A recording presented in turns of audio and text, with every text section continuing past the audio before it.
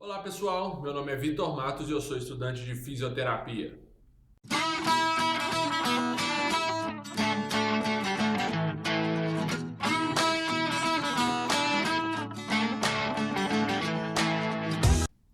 Pessoal, hoje a gente vai trabalhar dentro da disciplina de nome Fisiologia, tudo certo? Nós vamos dar sequência a toda a matéria sobre sistema urinário, sobre fisiologia renal. Nós já tivemos 2 aulas até então, não é, galera? E eu tinha planejado em dividir essa aula em 3 vídeos. Mas eu percebi depois da segunda aula que algumas coisas faltavam ser faladas antes que nós concluíssemos todo o conteúdo no terceiro vídeo.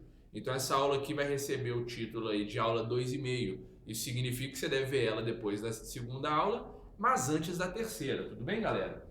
Nós já falamos aí sobre a anatomia desse sistema urinário, nós falamos também sobre o reflexo da micção no segundo vídeo.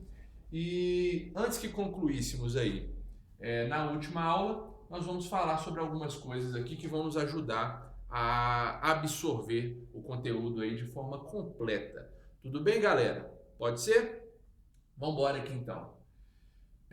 Pessoal, até aqui a gente já deve ter percebido que o processo de formação da urina, ele inicia-se uma vez que o conteúdo dos capilares glomerulares é filtrado e então esse conteúdo passa para a cápsula de Bowman, tá bom? E aí inicia-se o processo de formação da urina.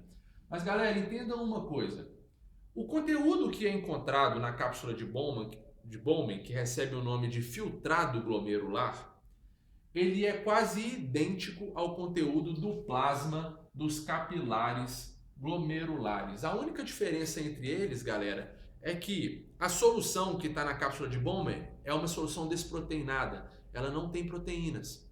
Isso nos ensina, pessoal, e nos mostra que as proteínas elas não conseguem passar pelo processo de filtração. As proteínas não são filtradas, galera, tá certo? Então, a única diferença entre esses dois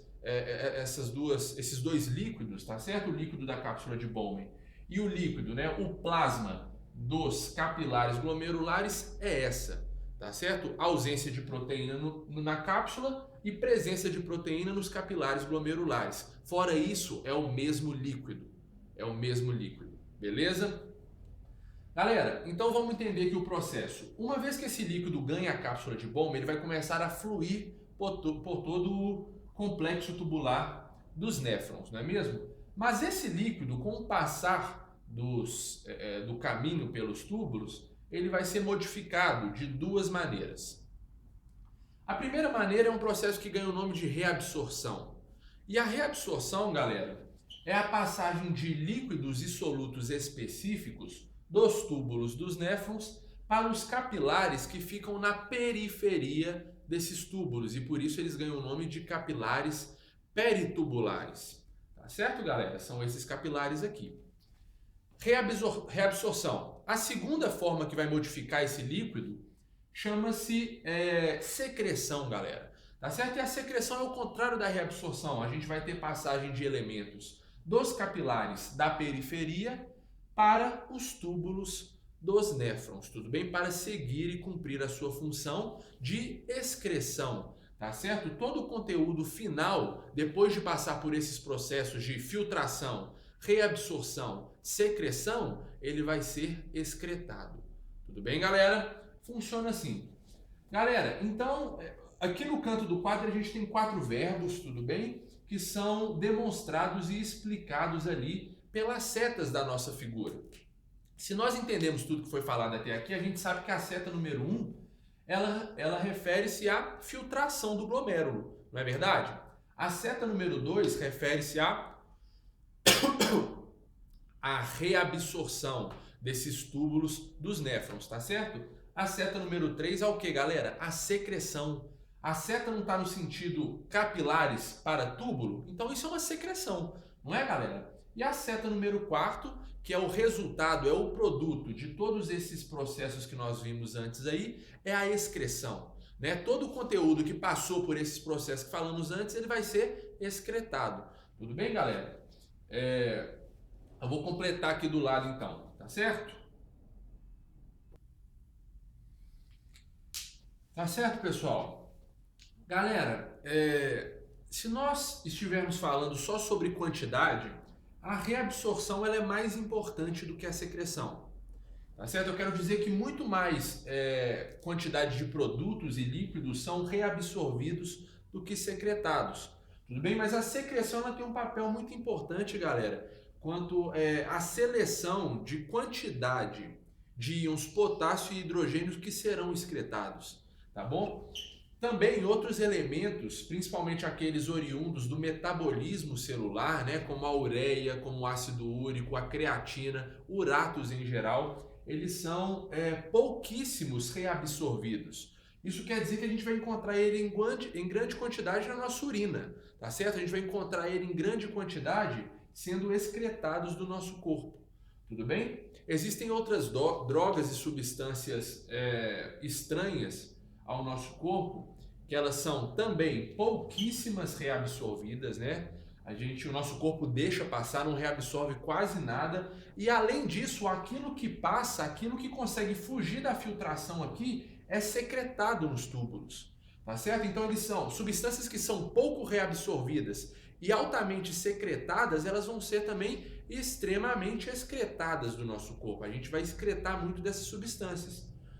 E esse aí, galera, é o nosso corpo, é o meu corpo e o seu trabalhando de todas as formas para nos entregar um bom trabalho de filtração de todo o conteúdo sanguíneo que existe no nosso corpo, tá certo? Essas substâncias, como eu disse, drogas, substâncias estranhas no nosso corpo, elas não são reabsorvidas, são altamente secretadas nos túbulos de excreção biológico. Logo, nós vamos mandá-las quase todas ou todas para fora, tá certo, galera? Acontece dessa forma aí.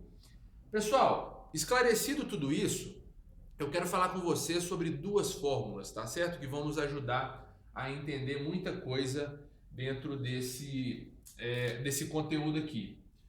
Eu gosto muito de matemática, então toda vez que eu tenho a oportunidade de mexer com uma fórmula, eu não deixo passar, galera. E nós vamos conhecer duas aqui agora, tá certo?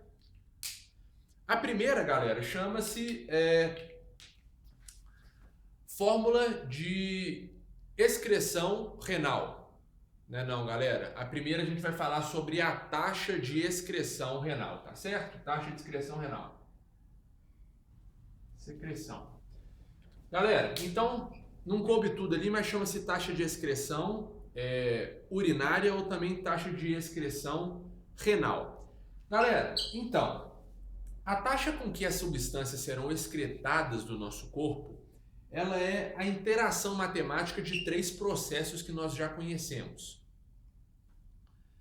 A gente vai pegar a quantidade que foi filtrada nesses néfrons, nós vamos diminuir da quantidade que foi reabsorvida e nós vamos somar aquelas que foram secretadas. Vamos com calma, vai fazer sentido. Olha aqui. A taxa de excreção renal ou urinária, tanto faz, nada mais é, galera, que 1 diminuído de 2 somando 3. Percebe?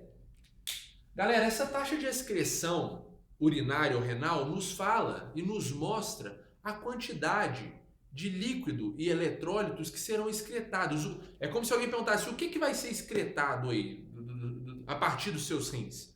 Aí você fala, pô, me fala o que é a quantidade de produtos que são filtrados, então eu vou diminuir aquilo que foi reabsorvido, não é mesmo? Porque eles entraram no túbulo para excreta, mas eles foram reabsorvidos, eles foram tirados de lá. Aí você fala, eu vou tirar o conteúdo que foi reabsorvido e eu vou acrescentar, vou somar aqueles que foram secretados, ou seja, aqueles que não passaram pelo processo de filtração, mas ainda assim receberam acesso ao caminho que leva à excreção. Vamos fazer uma conta matemática qualquer aqui só para vocês entenderem o resultado. Vamos supor que isso aqui deixe de ser um processo biológico, né? um mecanismo presente em nossa biologia e seja qualquer mecanismo tubular aí da vida, né? Então algum engenheiro vira e fala assim, olha, o que vai ser mandado embora, né? O que vai ser excretado a partir desses túbulos aqui? Aí você fala, olha, é muito simples a gente saber disso. Eu vou te falar o que foi filtrado, e eu filtrei 10 litros de certa substância. Aí você vira depois e continua e fala assim, mas eu reabsorvi 5 desses litros. Aí você fala, então tira 5 litros, porque eu reabsorvi, beleza. Aí você continua no pensamento e você fala, mas eu secretei, eu retornei para esses túbulos 2 litros. Beleza, o resultado está aqui, ó. 10 menos 5 é 5. 5 mais 2 é 7. 7 litros serão excretados e mandados embora desse recipiente tubular, no nosso caso, sistema biológico de filtração. Tá certo, galera? É aquilo ali, basicamente. Taxa de excreção urinária, também chamada de taxa de excreção renal. Vamos passar para a segunda fórmula e a gente termina o vídeo. A segunda fórmula, galera, chama-se taxa de filtração glomerular. Tá certo? Vou botar aqui, ó. Galera, é só para economizar espaço que eu não estou escrevendo tudo, tá bom? Mas você se lembre que é taxa de filtração glomerular, tá certo? Do glomérulo.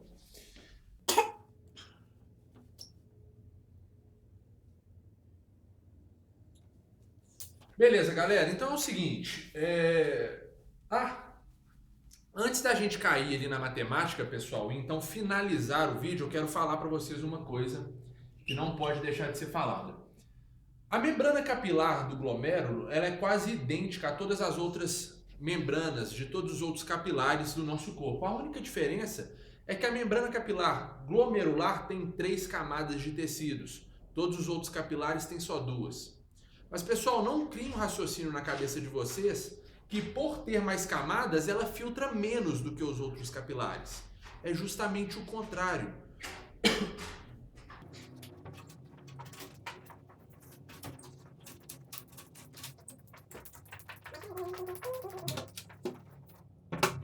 Galera, acontece que aqui no glomérulo nós temos 3 camadas especializadas em cumprir a função para a qual elas foram criadas, tá certo? Que é a filtração. Então elas são bem eficientes. Aqui nós temos uma capacidade centenas de dezenas de vezes mais elevadas de filtração do que todos os outros capilares, tudo bem? Galera, mas a gente ficou sabendo aí no início do vídeo que não acontece a filtração de proteínas nesse capilar glomerular, e eu quero explicar para vocês por que isso acontece.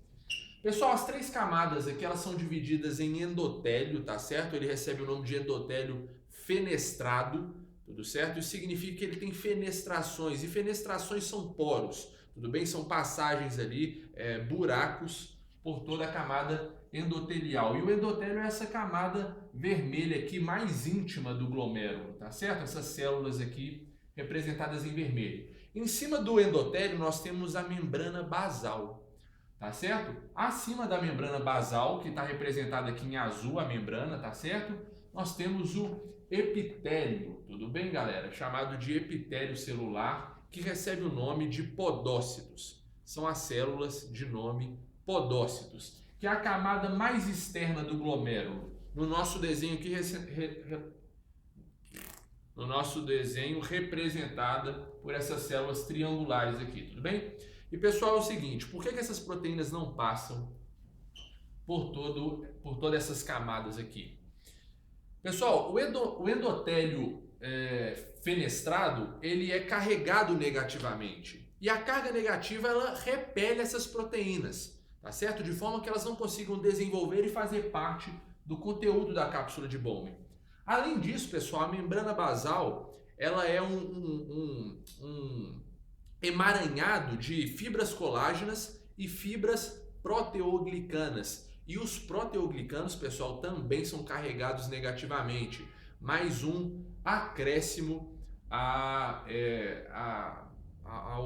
impossibilidade dessas proteínas serem filtradas, tá bom? Galera, até o epitélio celular, né, os podócitos aí, eles também estão carregados negativamente. Então, galera, é quase impossível que proteínas glomerulares sejam filtradas aqui por causa dessas camadas e de toda essa movimentação eletronegativa, né, que compõe todas elas. Beleza, galera? Fiquem sabendo disso aí. Pessoal, no final dos vídeos sobre o sistema urinário, toda hora eu estou chegando com a câmera perto do quadro e filmando. E isso não é para mostrar que o meu desenho ficou muito maneiro não, galera. É para mostrar de perto tudo que eu desenhei. Porque às vezes, por causa da distância aí, vocês não conseguem observar os detalhes do desenho. Então aproveita esses segundos finais aí de todos os vídeos para vocês perceberem, né, e lembrarem tudo que eu falei, né, e, enfim, conseguirem localizar aí, tá certo? Pessoal, então, taxa de filtração glomerular. Do que se trata isso aí? Galera, a taxa de filtração glomerular, ela vai ser o produto, ou seja, o resultado de uma multiplicação entre o coeficiente de filtração multiplicado pela pressão líquida glomerular. Nós vamos com calma, tá bom? Vamos com calma. Vou escrever isso aqui. Taxa de... Beleza, galera? Galera, o coeficiente de filtração glomerular, ele é representado por KF, tá certo? E pressão líquida glomerular, também chamado de pressão líquida de filtração, é a interação matemática das forças de Starling. E se a gente viu a aula de introdução à fisiologia, a gente sabe o que significa essas forças, né? Quem são os integrantes do chamado forças de Starling. Galera, as forças de Starling são aquelas ditas pressão hidrostática e pressão osmótica, ou então pressão colodosmótica ou oncótica. É a mesma coisa. Essas duas pressões. E pessoal, aquele parêntese ali, ele vai estar organizado entre a diferença das forças que são favoráveis à filtração pelas forças que são contrárias a ela. A gente só precisa identificar qual é qual. Beleza? Vamos fazer aqui devagar e desenvolver o raciocínio junto. Olha aqui. Taxa de filtração glomerular. Vamos botar o coeficiente aqui, que já está pronto, a gente sabe do que se trata, beleza. Abrimos parênteses. Galera, a diferença entre as forças que são favoráveis à filtração pelas que são contrárias. Vamos ver quais são as forças favoráveis. A pressão hidrostática dos capilares glomerulares, ela é a favor ou é contra? A pressão hidrostática de saída de líquido do recipiente, ela é a favor, não é, galera? Então vamos colocar aqui, ó, G.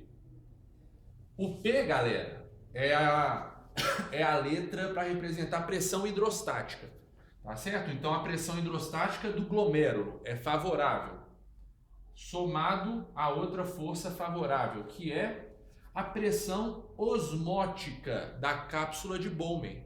Não tem sentido, galera? É aquela força que quer manter, que quer reter o líquido dentro do seu recipiente. Então essa força vai ser favorável, tá certo? E a pressão oncótica ou osmótica, também chamada colodosmótica, é representada por π. Então πB, que eu vou colocar, que é de cápsula de Bowman. Agora vou fazer a diferença e nós vamos encontrar as forças que são contrárias à filtração. Vou abrir outro parênteses. Pessoal, a pressão hidrostática da cápsula de Bowman é a primeira que é reconhecida como uma força contrária à filtração, não é? Pensa bem, ela está em sentido oposto. Olha aqui, a seta número 1 não é a filtração? A pressão hidrostática da cápsula de Bowman, ela é em sentido contrário ao sentido natural da filtração. Então vamos colocar aqui, ó, pressão hidrostática da cápsula de Bowman, somada a outra força contrária à filtração, que é a pressão oncótica ou osmótica, colodosmótica do capilar glomerular. Pressão osmótica do glomérulo. Beleza, galera? É assim que vai ficar a nossa fórmula quando nós quisermos identificar qual é a taxa de filtração glomerular, ou seja, aquilo que vai ser filtrado efetivamente, então encontrado em todo o caminho tubular dos néfrons, tá bom? Uma coisa que vale a pena falar, galera, e reconhecer é que a pressão osmótica, tá certo? A pressão osmótica da cápsula de Bowman, ela é quase que nula, inexistente, galera. E por que isso? Lembra que eu falei que na cápsula de Bowman quase não tem proteínas, tá certo? Eletrólitos, coisas desse tipo. Então, a pressão osmótica relaciona-se justamente às proteínas, galera. Então, por isso que se existe ausência dessas proteínas, desses eletrólitos, que além de não serem filtrados todos, logo que entram eles são reabsorvidos, não é mesmo? Então, a pressão osmótica da cápsula de Bowman, ela vai ser vazia, quase que zero, tá bom? Então isso é importante quando a gente for mexer com a fórmula lá, é importante saber disso. Galera, então, para terminar, a taxa de filtração glomerular é o coeficiente de filtração multiplicado pela diferença das forças que são favoráveis pelas forças que são contrárias à filtração. Beleza, galera? Criando esse raciocínio aí é impossível encontrar erro. Beleza? Qualquer dúvida que vocês tiverem, não deixe de colocar nos comentários. Eu vou me esforçar muito para resolver todos eles. E a gente se vê logo mais. Valeu!